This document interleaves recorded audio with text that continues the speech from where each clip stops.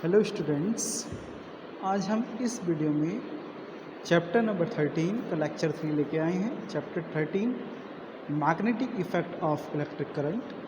इसका जो टॉपिक है आज electric motor. Basically electric motor क्या होती है, इसके बारे में आज हम डिस्कस करेंगे। क्या इसका प्रिंसिपल है, क्या इसकी वर्किंग है, क्या इसका कंस्ट्रक्शन है, कहाँ कहाँ हम इसे यूज करते हैं, आज हम इसके बारे में डिस्कशन करेंगे। तो फर्स्ट ऑफ ऑल बात इलेक्ट्रिक मोटर करती क्या है, क्या वर्क है।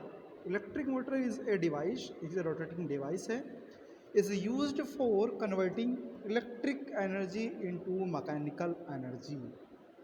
इलेक्ट्रिक मोटर एक रोटेटिंग डिवाइस है जो इलेक्ट्रिक एनर्जी को मैकेनिकल एनर्जी में चेंज करती है। क्या इसका प्रिंसिपल है?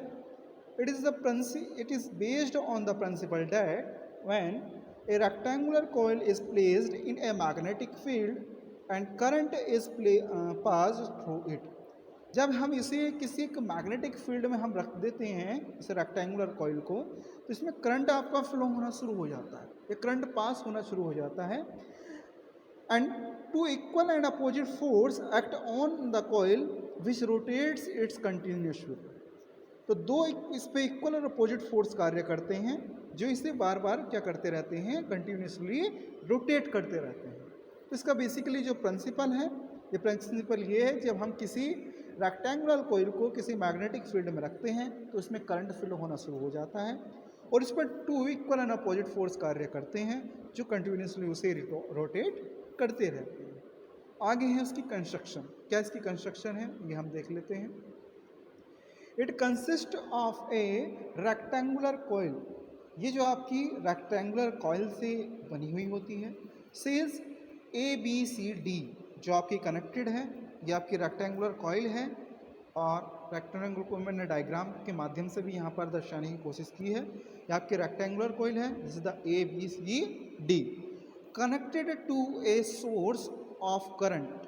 कनेक्टेड जो आपकी कनेक्ट है एक सोर्स से of current and a switch, एक आपका यहाँ पर स्विच भी कनेक्टेड है, ठीक है। The commutator R1 and R2, commutator हम कहते हैं जो आपकी स्प्लिट रिंग होती हैं, are fixed to the coil.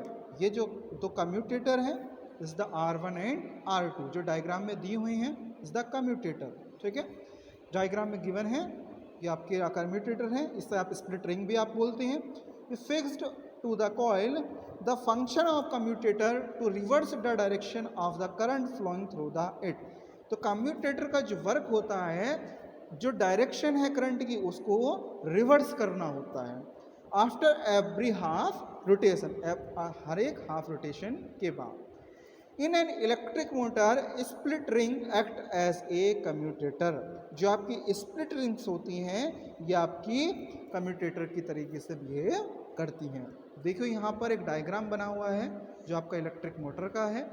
इस इलेक्ट्रिक मोटर में दो आपकी परमानेंट मैग्नेट हैं, एक तरफ N है ऐसे ना, एक की तरफ आपका S है। यह आपकी रेक्टेंगुलर कॉइल है, इस रेक्टेंगुलर कॉइल को हम आर्मेचर भी कहते हैं, ठीक है। यहाँ आपका एक सोर्स है, यह आपकी स्विच है और ये आपके दो स्प्लिट रिंग है जो आपकी X और Y है, जिसे हम कम्यूटेटर कहते हैं। ये आपके दो ब्रशेज हैं X और Y, और R1 और R2 जो है वो आपकी स्प्लिट रिंग है। ये आपकी XC है और ये आपकी रेक्टेंगुलर कोइल है, ठीक है। तो रेक्टेंगुलर कोइल होने की वजह से यहाँ पर जो आपका करंट फ्लो होता है, यहाँ पर आपका फ्लो होगा इस डायरेक्शन में, इसमें फ्लो होगा और इसमें नहीं होगा। ये हम अभी वर्किंग में एक्सप्लेन करेंगे। तो वर्किंग क्या है मैंने इसके पॉइंट के माध्यम से बताया है आपको। Let coil ABCD be in horizontal position.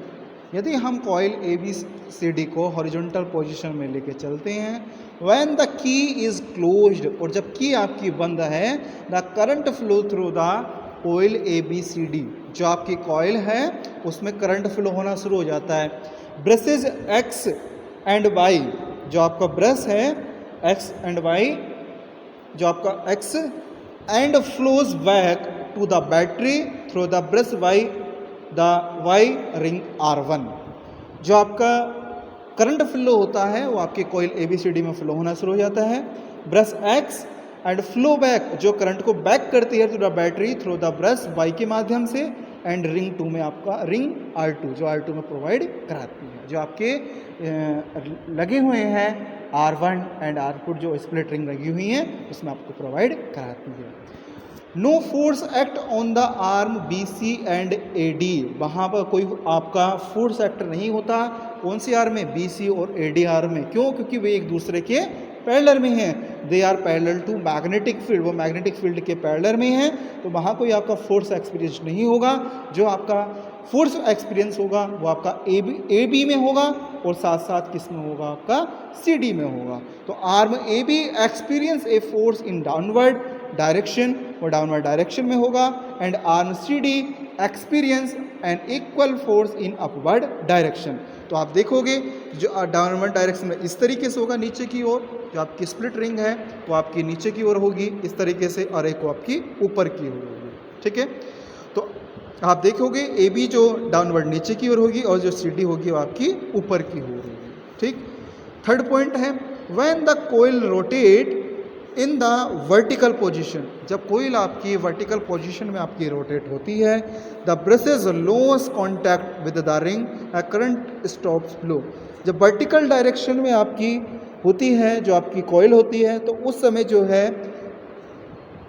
उसका जो कॉन्टैक्ट है ब्रशेस जो आप लेके चल रहे हो उनसे हो जाता है, and current stop, current flow होना रुक जाता है।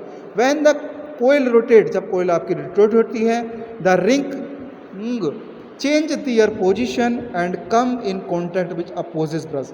तो जब आपकी कोइल को हम रोटेट कराते हैं तो रिंग दियर पोजीशन, उसकी अपनी पोजीशन चेंज कर लेती है और come in contact in opposite brush, और अपोजिट ब्रश के कॉन्टैक्ट में आ जाती है। This reverses the direction of current through the coil, but the direction of current on the right hand side of the coil remains the same.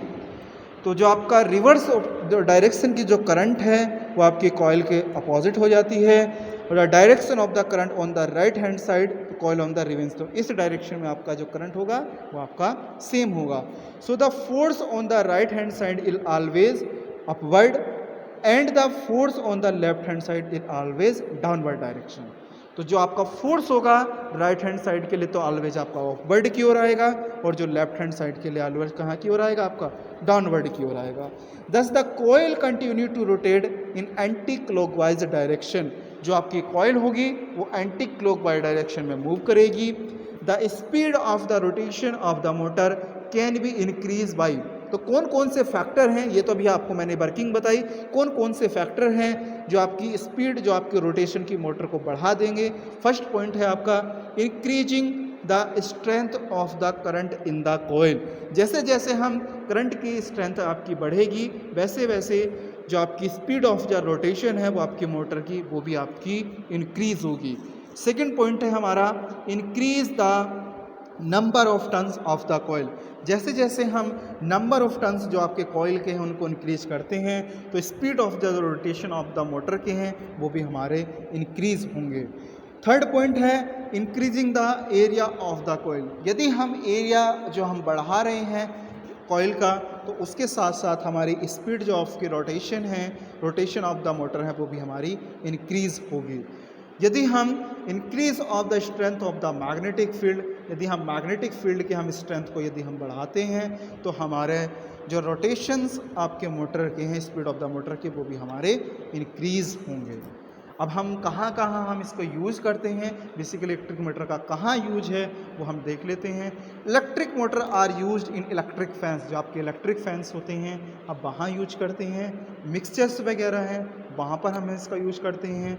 Refrigerators हैं उसमें use करते हैं। वॉशिंग मशीन, कंप्यूटर और MP3 players. तो basically electric Motors का हम जो use करते हैं जो आपके फैंस हैं, मिक्सचर्स हैं, रेफ्रिजरेटर्स हैं, वॉशिंग मशीन है, कंप्यूटर्स हैं, MP3 प्लेयर्स हैं, इन एक्सेट्रा जगह हम यूज करते हैं। इसका जो मेन फंक्शन है वो हमें याद रखना है, ये आपकी एक रोटेटिंग डिवाइस है, ये इलेक्ट्रिकल एनर्जी को कन्वर्ट करती है द मैकेनिकल एनर्जी में। ठीक है, तो आज मैंने आपको बताया कि इलेक्ट्रिक मोटर आपकी किस तरीके से आपकी वर्क करती है। तो नेक्स्ट जो वीडियो में हम डिस्कस करेंगे alternating current and DC current के बारे में।